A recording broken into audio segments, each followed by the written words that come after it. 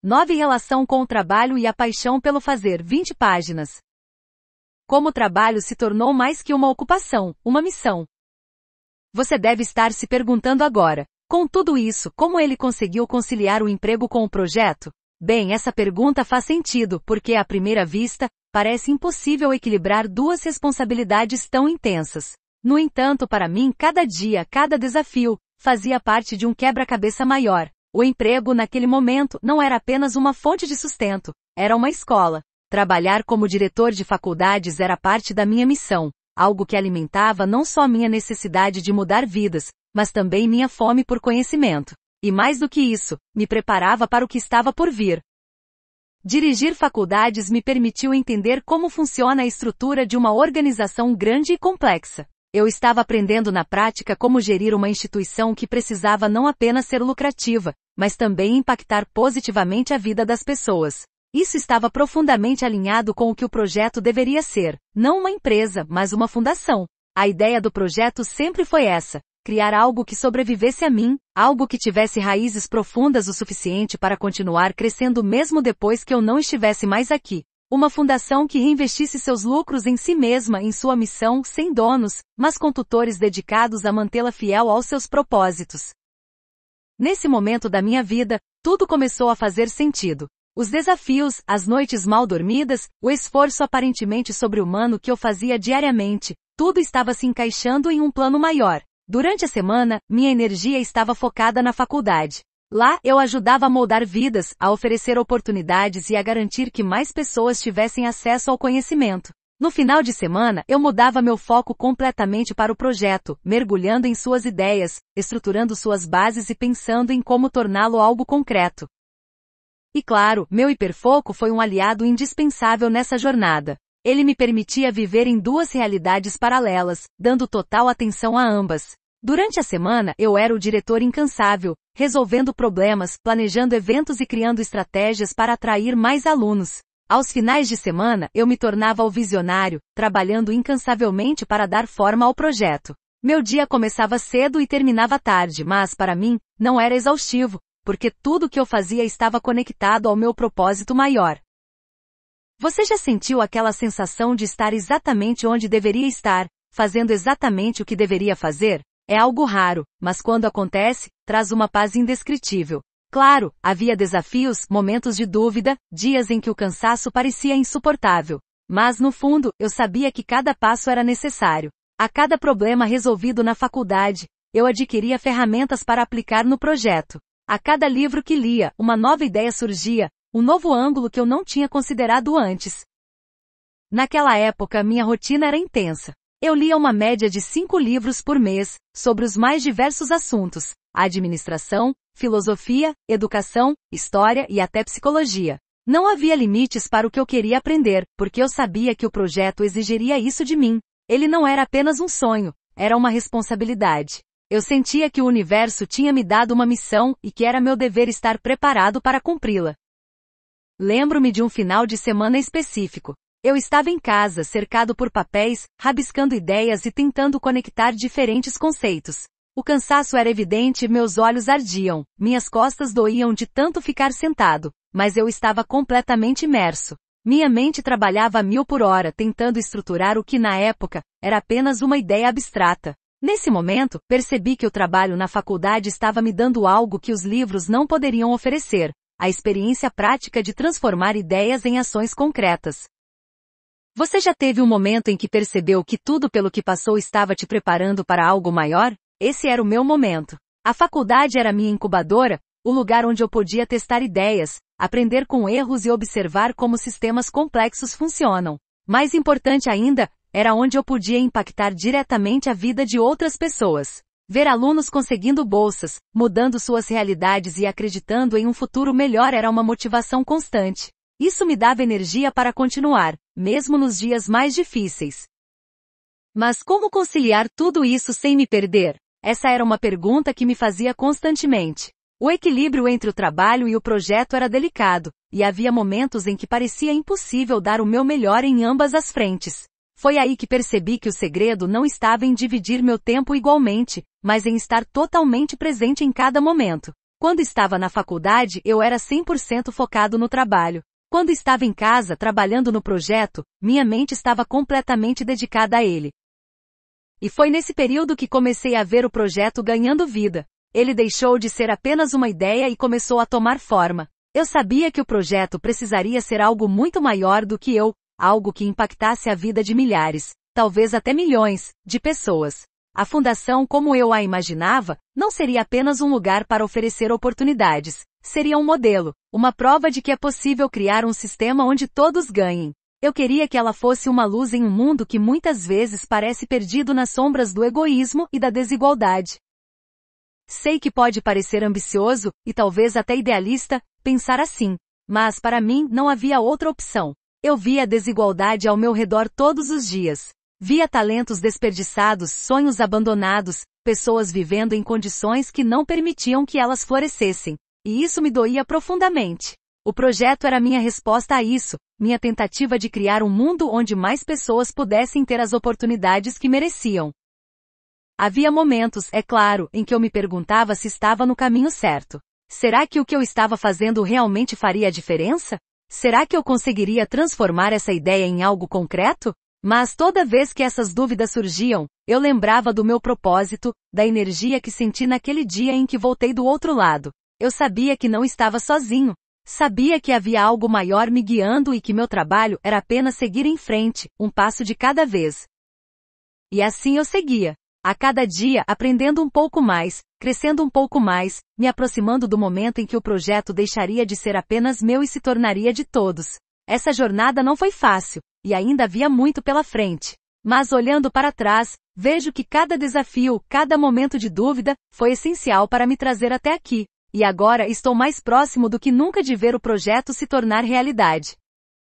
Caro leitor, se você chegou até aqui, quero que saiba que isso também é parte do projeto. Cada palavra que escrevo, cada ideia que compartilho, é uma forma de plantar sementes. Porque no fundo, o que quero é que você também encontre o seu propósito, que você também acredite que é possível criar algo que mude o mundo ao seu redor. Afinal, como já disse antes, uma ideia pode mudar o mundo, e talvez a sua esteja apenas esperando o momento certo para florescer.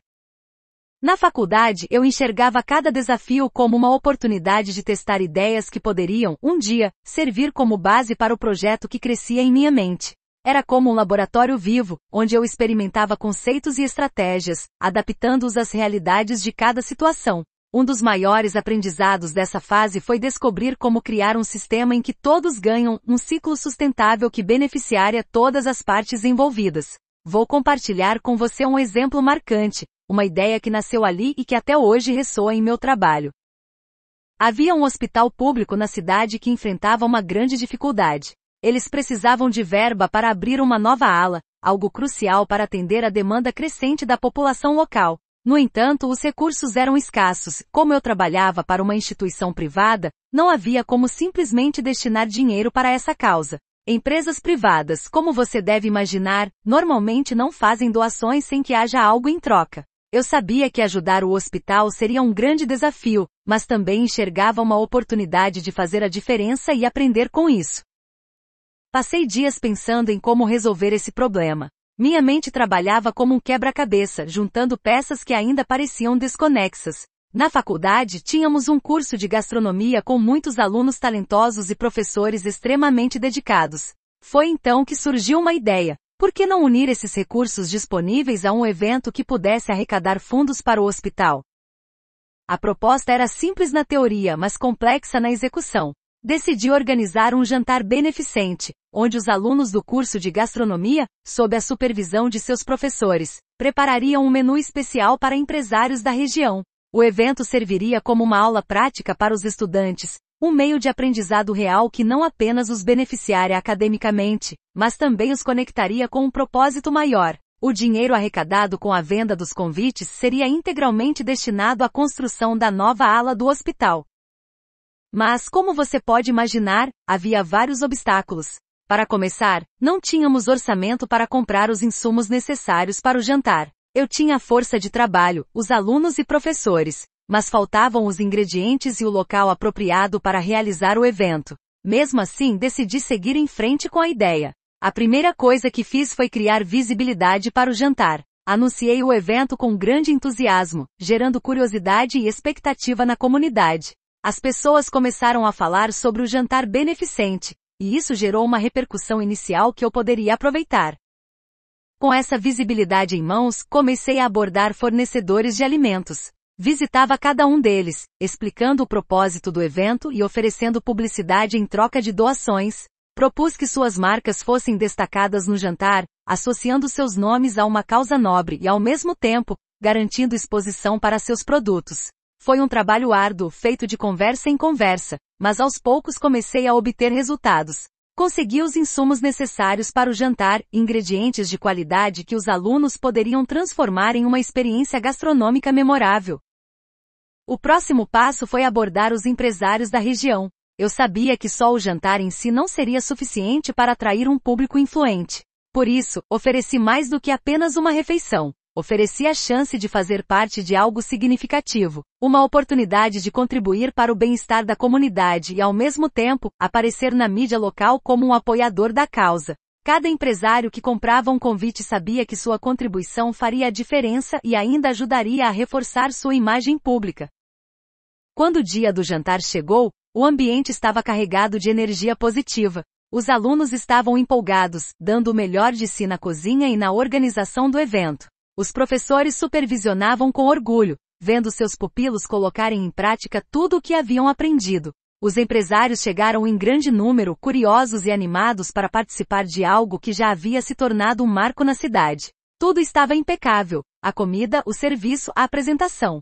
Foi um sucesso absoluto. No final da noite, quando os valores arrecadados foram contabilizados, fiquei emocionado. Havíamos conseguido uma quantia suficiente para dar início à construção da nova ala do hospital. Mas mais do que isso, eu senti que todos os envolvidos haviam ganhado algo com aquela experiência. Os alunos aprenderam na prática, os fornecedores tiveram sua marca associada a um evento positivo, os empresários puderam contribuir para uma causa importante, e o hospital deu um passo significativo em direção a atender melhor a comunidade. Esse evento não foi apenas um jantar beneficente. Ele foi uma prova viva de que é possível criar sistemas onde todas as partes ganham, onde ninguém precisa sair perdendo para que outro se beneficie. Esse conceito se tornou uma das bases do projeto que anos depois começou a tomar forma de verdade. Ali, naquela noite, eu vi o poder da colaboração, da criatividade e da determinação. E isso me deu ainda mais força para continuar explorando formas de aplicar essa ideia em maior escala. E sabe o que mais me marcou nessa experiência? Foi perceber que mesmo diante de tantas dificuldades, a solução estava em unir as pessoas, em encontrar maneiras de criar valor compartilhado. Essa lição ficou comigo desde então e é algo que carrego em tudo o que faço. O jantar beneficente foi apenas um exemplo, mas ele representa algo muito maior: a capacidade de transformar desafios em oportunidades, de encontrar caminhos onde ninguém mais vê, e de criar impacto positivo em tudo que tocamos. Então, caro leitor, se você está enfrentando um desafio agora, lembre-se, há sempre uma solução criativa esperando para ser descoberta. Pode ser difícil no começo, mas com perseverança e foco, você pode encontrar uma maneira de transformar até as situações mais complicadas em algo extraordinário. Essa é uma das maiores lições que aprendi ao longo da minha jornada, e espero que ela inspire você também.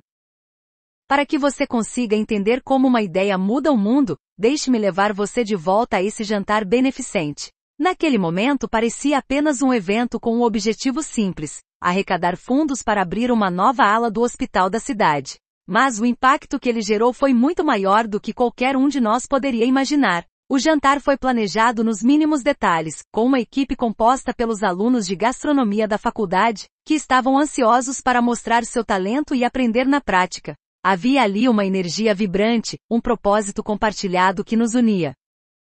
Eu lembro como se fosse hoje da noite do evento. As mesas elegantemente decoradas, o aroma dos pratos preparados com tanto cuidado e a sensação de expectativa no ar. Empresários da região compareceram em peso, atraídos não apenas pelo jantar, mas pela ideia de que poderiam fazer parte de algo maior. Durante todo o evento, eu observava as interações, as conversas e os olhares de satisfação. Era como se, por algumas horas, todos estivessem conectados por um fio invisível de solidariedade. Quando o evento terminou, contabilizamos o valor arrecadado. Era o suficiente. Não apenas o suficiente para abrir a nova ala, mas o suficiente para mostrar que quando as pessoas se unem por um propósito maior, algo extraordinário acontece. A alegria nos rostos dos alunos, dos professores e dos empresários era palpável. Todos haviam ganhado algo naquela noite, aprendizado, reconhecimento ou simplesmente a satisfação de saber que estavam contribuindo para o bem-estar da comunidade.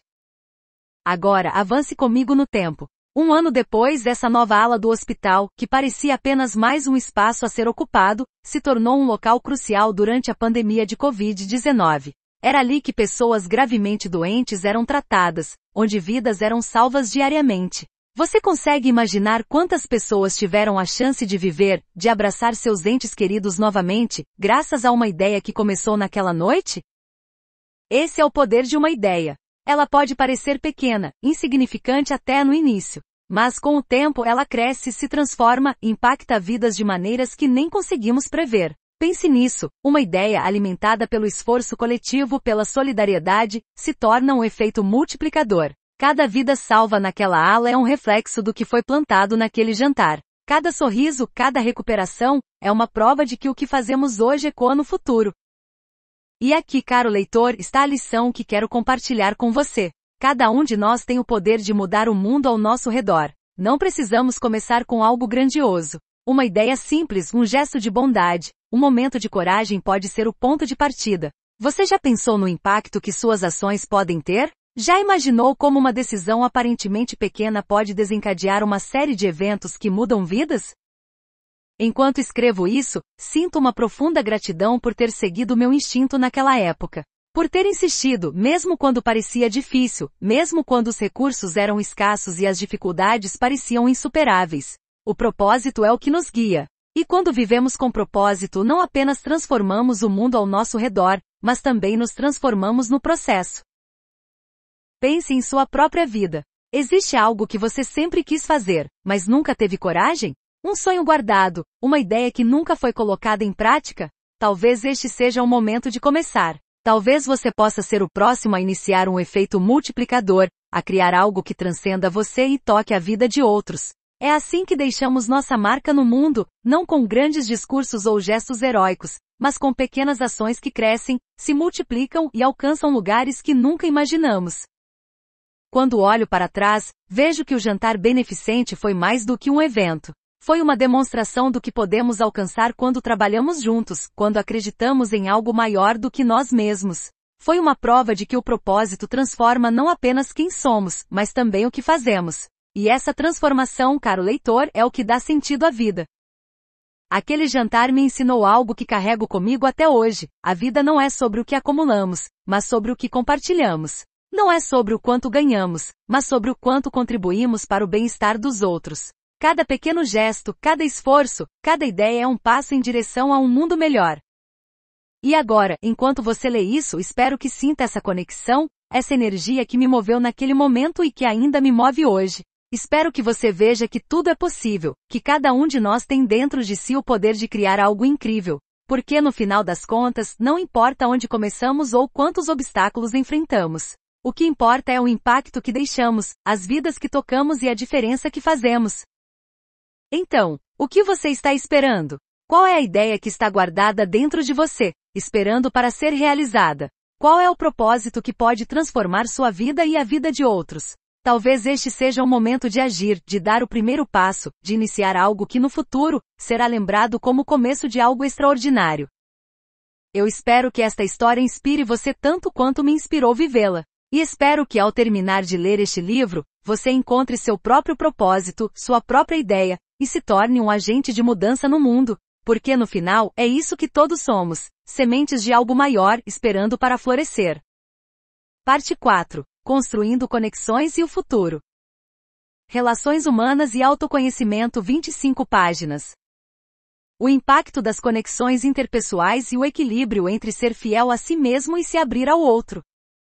Caro amigo, sinto que a esta altura já rompemos as barreiras de escritor e leitor. Você não é mais apenas alguém que segura este livro, é alguém que está ao meu lado nesta jornada. E por isso, sinto que posso chamá-lo de amigo. Amigos compartilham histórias, reflexões, aprendizados e, acima de tudo, a verdade de quem são. É nesse espírito de confiança que quero introduzir um tema que acredito, Todos nós enfrentamos ao longo da vida, as relações e como elas nos moldam.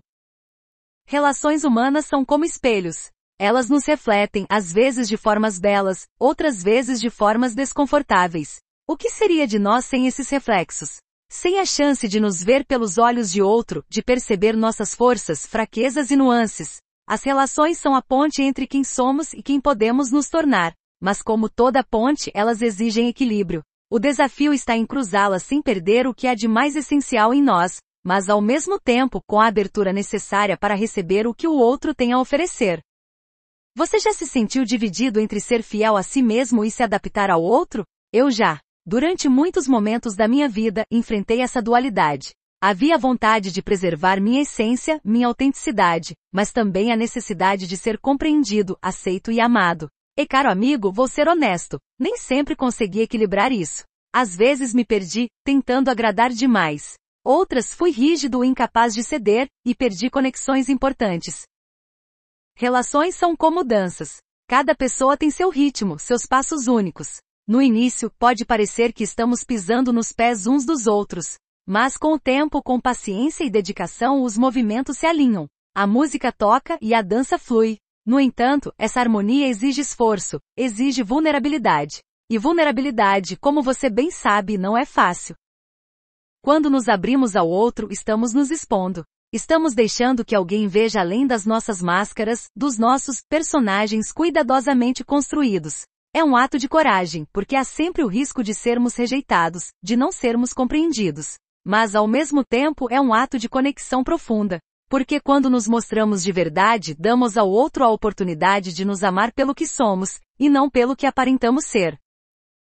Você já parou para pensar em quantas pessoas deixaram marcas em você? Em como algumas delas transformaram quem você é hoje? Talvez tenha sido um amigo que acreditou em você quando nem mesmo você acreditava. Ou alguém que te desafiou, que te obrigou a crescer, mesmo que o processo tenha sido doloroso. As relações têm esse poder transformador. Elas nos constroem, pedaço por pedaço, como o escultor que molda a argila.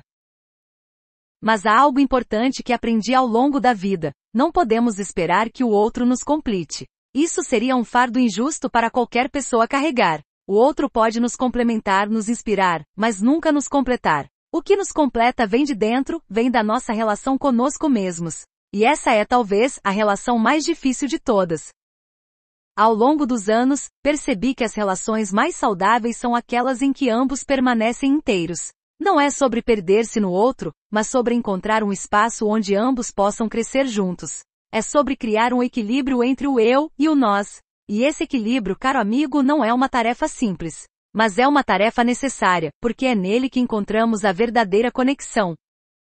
Há uma frase que sempre carrego comigo: amar é desejar o bem do outro sem deixar de desejar o próprio bem. É uma frase simples, mas que carrega uma sabedoria profunda. Porque o amor verdadeiro, em qualquer tipo de relação, não deve ser uma renúncia de si mesmo. Deve ser uma expansão. Deve ser a criação de um espaço onde dois universos se encontram, sem que nenhum deles precise deixar de existir.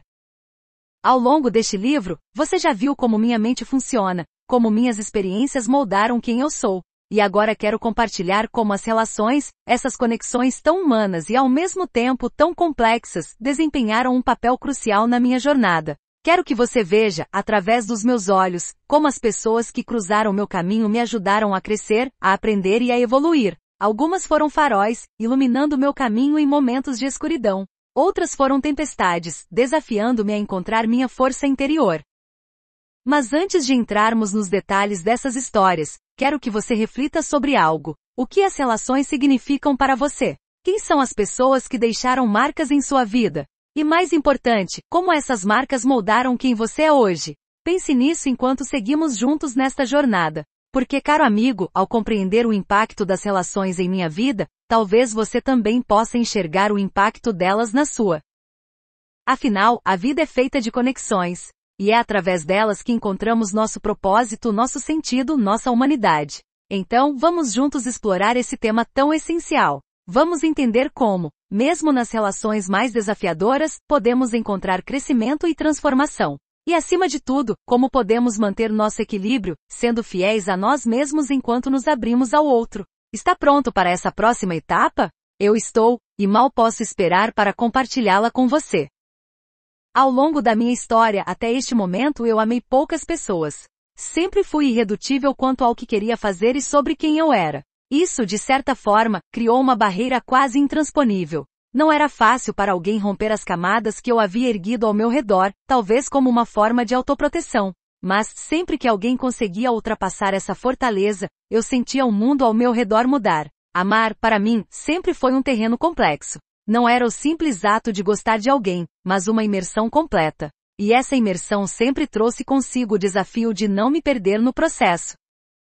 Quando falo de paixão, não me refiro exclusivamente aos relacionamentos românticos. Essa palavra, para mim, tem um significado muito mais amplo. Paixão, na essência, é um estado de espírito, um encantamento profundo que transcende o físico. É a vontade incessante de estar próximo, de absorver a energia de outra pessoa, de compartilhar momentos e construir algo que vá além das palavras. Paixão, para mim, é a impossibilidade de tirar alguém da mente. É o desejo quase insaciável de estar perto, mesmo depois de um breve tchau. Você já sentiu isso? Esse anseio quase inexplicável por alguém? É como se a presença da pessoa acendesse uma luz em você, iluminando partes da sua alma que estavam adormecidas. Era exatamente assim que eu me sentia sempre que me apaixonava. Não importava se era por um amigo, uma amiga ou até mesmo uma ideia. O sentimento sempre vinha com a mesma intensidade. Eu mergulhava completamente sem medo, mas também sem limites. E esse mergulho muitas vezes me deixava com a sensação de que estava me afastando de mim mesmo. O amor, para mim, nunca foi algo simples ou linear. Ele sempre esteve entrelaçado com a necessidade de conhecer profundamente o outro. Eu queria entender tudo. O que fazia a pessoa sorrir, o que a preocupava, seus sonhos, medos e esperanças. Eu absorvia tanto dessas conexões que às vezes esquecia de mim. Tornava-me uma espécie de reflexo do outro, e isso inevitavelmente levava ao conflito interno. Até que ponto eu estava sendo eu mesmo? Até que ponto eu estava apenas moldando quem eu era para me adaptar? Essa intensidade, embora bela, também trazia dores. Amar alguém profundamente significa se abrir, se expor, permitir que as vulnerabilidades venham à tona. É um convite para que o outro veja todas as suas fissuras e, com isso, possa tocá-las, seja para curar ou, involuntariamente, para machucar. E para mim, cada silêncio ou afastamento, por menor que fosse, era sentido como um golpe. Era como se a conexão que eu valorizava tanto pudesse se desfazer a qualquer momento, deixando-me sozinho com as peças do que restava. Houve um período específico em que me apaixonei por uma amiga. Ela tinha um jeito de ver o mundo que contrastava completamente com o meu. Enquanto eu era metódico, racional e detalhista, ela era livre, espontânea e caótica de uma forma encantadora. Seu riso era como música, algo que você ouve e quer ouvir novamente. Passávamos horas juntos, conversando sobre tudo e nada ao mesmo tempo. Cada encontro era como um refúgio. E quando nos despedíamos, o vazio que ficava era quase insuportável. Eu queria estar perto dela o tempo todo, absorver sua energia e de alguma forma, ser tocado por sua liberdade. Mas ao mesmo tempo havia um medo constante. Eu temia perder minha identidade. Será que eu estava sendo autêntico ou estava tentando me moldar para ser mais parecido com ela? Essas dúvidas me perseguiam e mesmo assim, eu não conseguia resistir ao desejo de me conectar. Com o tempo percebi que amar para mim era sempre um aprendizado. Era como explorar um território desconhecido, cheio de riscos, mas também de recompensas. Cada pessoa que cruzava meu caminho e tocava minha alma deixava uma marca indelével. E essas marcas, sejam suaves ou profundas, moldavam quem eu era. Algumas eram alegres, como um sorriso que você carrega na memória. Outras eram dolorosas, como cicatrizes que você sente mesmo depois de curadas. As paixões que vivi foram tão transformadoras quanto os amores românticos. Elas me mostraram que o amor não tem forma única. Ele pode ser um vínculo entre amigos, uma admiração por alguém ou até mesmo uma conexão com algo maior, como um propósito. O importante é que o amor, em qualquer forma, nos move, nos desafia e nos faz crescer. Uma amiga, em especial, marcou profundamente minha vida. Ela tinha um riso contagiante e um olhar que parecia enxergar além das palavras. Desde o primeiro momento em que nos conhecemos, senti uma conexão que não podia ser ignorada. E enquanto eu mergulhava na essência dela, percebia que também estava me conhecendo melhor. Era como se, ao entendê-la, eu estivesse desvendando partes de mim mesmo. Essas conexões me ensinaram que amar alguém não significa se perder, mas sim compartilhar sua essência. É encontrar formas de coexistir sem deixar de ser quem você é. Amar é, ao mesmo tempo, dar e receber, aprender e ensinar. E embora muitas vezes eu tenha me perdido no processo, cada experiência me trouxe de volta mais forte e mais consciente. Enquanto escrevo estas palavras, penso em todas as pessoas que tocaram minha vida até aqui. Cada uma delas contribuiu de alguma forma para que eu me tornasse quem sou hoje. Algumas marcaram minha história com leveza, outras com intensidade. Mas todas, sem exceção, deixaram algo de si em mim. E agora você, caro leitor, também faz parte dessa jornada. Ao compartilhar minha história com você, estou abrindo mais uma porta, permitindo que mais uma conexão se forme. E quem sabe, talvez você também encontre algo de si mesmo nessas palavras. Afinal, amar, em qualquer forma, é o que nos torna humanos. Durante nossa vida, cada nova conexão nos desafia a nos moldarmos. É como se, ao nos aproximarmos de alguém, criássemos pequenas adaptações para que o encaixe fosse mais suave e mais confortável. Fazemos isso em tantos espaços diferentes, no trabalho, em casa, em um relacionamento, em uma amizade. Não é algo que decidimos conscientemente, mas que acontece de maneira quase automática. Esse moldar-se é, na essência, uma tentativa de construir laços, de criar harmonia. No entanto, esse processo traz consigo uma questão fundamental. Até que ponto estamos dispostos a abrir mão de partes de nós mesmos para nos encaixar no outro? Você já parou para refletir sobre isso? Pense em todas as vezes que mudou um hábito, reprimiu um pensamento ou escondeu uma parte de si para que o outro se sentisse mais confortável, mais próximo. Talvez tenha sido algo pequeno, como rir de uma piada que não achou engraçada, ou algo maior, como abandonar um sonho para atender às expectativas de alguém. Esses momentos de concessão são inevitáveis em qualquer relação, mas quando feitos sem consciência, podem se transformar em um labirinto onde nos perdemos de nós mesmos. Há uma beleza indiscutível em se moldar para o outro. É um gesto de generosidade, de querer construir algo em conjunto. Mas o problema surge quando essas concessões se acumulam sem que paremos para refletir sobre quem somos e o que queremos. O que começa como um ato de amor pode, com o tempo, se transformar em uma perda gradual de identidade. Aos poucos, as escolhas que fizemos para agradar ou nos encaixar começam a obscurecer as partes mais autênticas de quem somos. Você já se sentiu assim? Como se estivesse vivendo uma versão de si mesmo que não é completamente verdadeira. Como se, ao olhar para o espelho, a pessoa refletida não fosse exatamente quem você se lembra de ser. Essa sensação pode surgir de forma sutil em momentos de silêncio, quando nos questionamos, o que eu realmente quero? Ou, por que eu me sinto tão desconectado de mim mesmo? Esses questionamentos são sinais de que em algum lugar do caminho, deixamos de priorizar nossa essência para nos moldarmos às expectativas externas. Lembro-me de uma fase específica da minha vida em que isso se tornou evidente.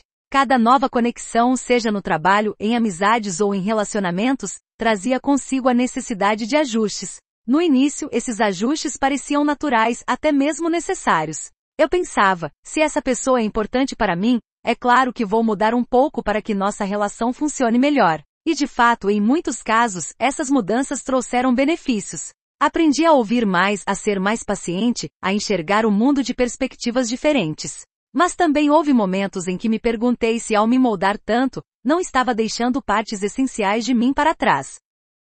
A verdade é que ao nos moldarmos, nem sempre paramos para avaliar o que estamos sacrificando. Não refletimos sobre quais partes de nós mesmos estão sendo deixadas de lado e se essas concessões realmente valem a pena. É como se estivéssemos esculpindo uma versão idealizada de nós mesmos para o outro, mas no processo, apagando traços importantes da nossa essência. E isso, caro leitor, é um terreno perigoso. É por isso que é tão importante reservar momentos para olhar para dentro para lembrar de quem somos. Em meio às exigências do dia a dia, às responsabilidades e às relações, é fácil esquecer de nós mesmos. É fácil deixar que as expectativas externas se tornem mais altas do que a voz interna que sussurra o que realmente queremos. E se não pararmos para escutar essa voz, corremos o risco de nos perdermos completamente. Você já sentiu que estava vivendo mais para os outros do que para si mesmo? Já se pegou pensando, como cheguei até aqui? Ou será que ainda sou a mesma pessoa que eu era antes? Essas perguntas são fundamentais, porque nos ajudam a relembrar o que é verdadeiramente importante. Elas nos convidam a reavaliar nossas escolhas, a buscar um equilíbrio entre se moldar e ser fiel a quem somos. Encontrar esse equilíbrio não é fácil. Requer coragem para dizer não quando necessário, para estabelecer limites, para ser honesto consigo mesmo e com os outros. Significa aceitar que nem todas as conexões são destinadas a durar, porque algumas exigem mudanças que simplesmente não estamos dispostos a fazer. E está tudo bem. Amar a si mesmo o suficiente para permanecer fiel à sua essência é um dos maiores atos de amor que podemos oferecer ao mundo. Ao mesmo tempo, isso não significa que devemos nos fechar para as mudanças. Moldar-se é parte natural da vida, e muitas vezes é através dessas mudanças que crescemos e evoluímos. O segredo está em fazer isso de forma consciente, escolhendo cuidadosamente quais partes de nós mesmos estamos dispostos a ajustar e quais são inegociáveis. É um processo contínuo de autoconhecimento e autoaceitação. Eu acredito que as conexões mais autênticas são aquelas que nos permitem ser quem realmente somos. São aquelas que nos inspiram a crescer sem nos forçar a abandonar nossa essência.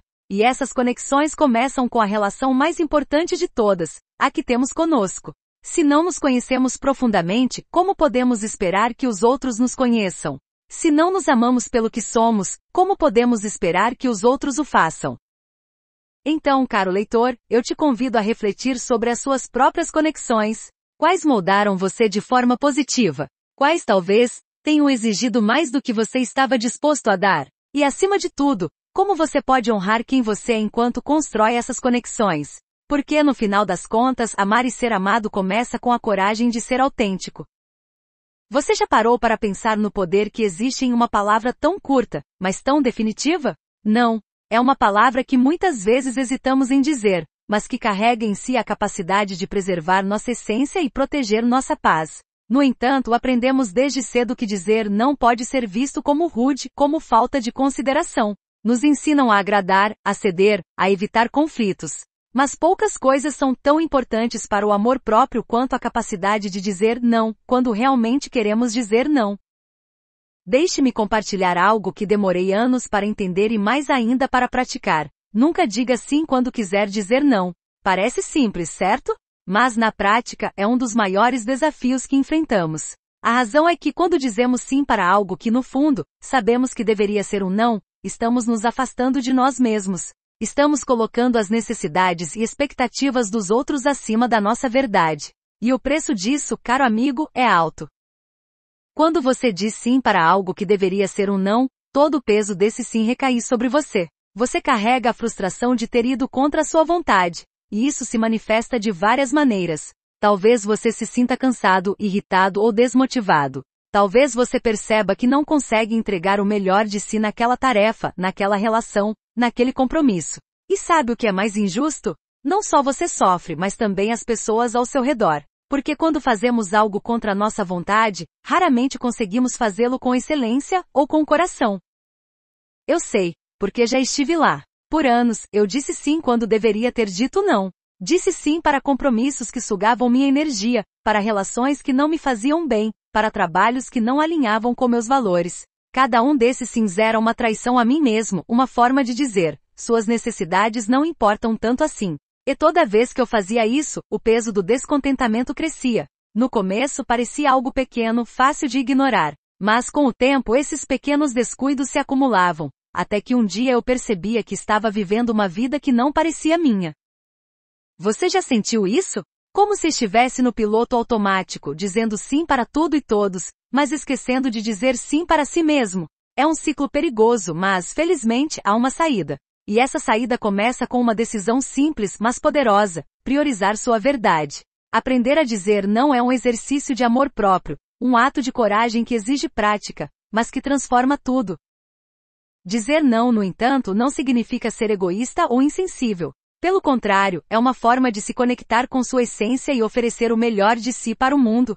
Quando você diz não para algo que não ressoa com você, está abrindo espaço para dizer sim para o que realmente importa. Está preservando sua energia, seu tempo, sua integridade. Está mostrando para si mesmo e para os outros que você valoriza sua verdade e que essa verdade é inegociável.